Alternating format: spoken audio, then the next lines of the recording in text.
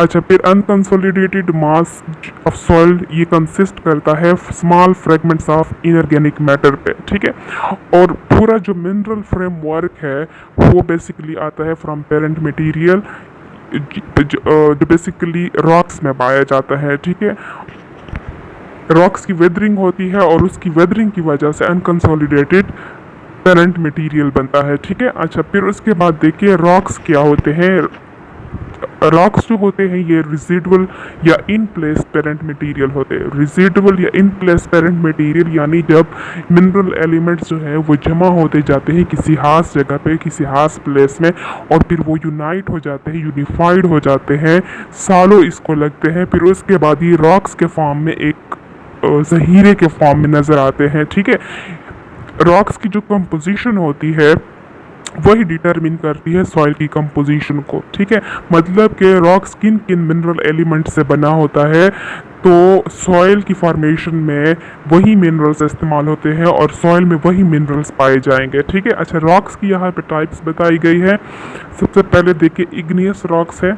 Igneous का मतलब है वो जिसको जो फ्लेमेबल होता है, जिसको शोला लगता है, आग लग सकती है, ठीक है।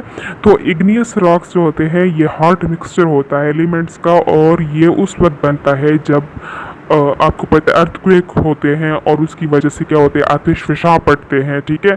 और उस टाइम लावा निकलता है, तो वो लावा जो है वो पहले मैग्मा में चेंज हो जाता है और यानी सॉलिडिफाई हो जाता है, लेकिन कम्प्लीटली नहीं, ठीक है। अब मैग्मा जब कम्प्लीटली सॉलिडिफाई हो जाए और फिर वो कूल हो जाए, ठीक है, उसका टेम्परेचर बहुत कम हो जाए, तो इस टाइम ये रॉक्स बनाते हैं, डिपॉजिट्स बनाते हैं, और इन रॉक्स को इग्नियस रॉक्स बोलते हैं। ये ज़मीन के सरफेस के ऊपर या फिर उसके नीचे पाए जाते हैं, ठीक है। सेकंड है हमारे पास सेडिमेंट्री रॉक्स। सेडिमेंट्री रॉक्स असल में जो एक्वेटिक बॉडीज़ होती है वहाँ पे बनते हैं, ठीक है।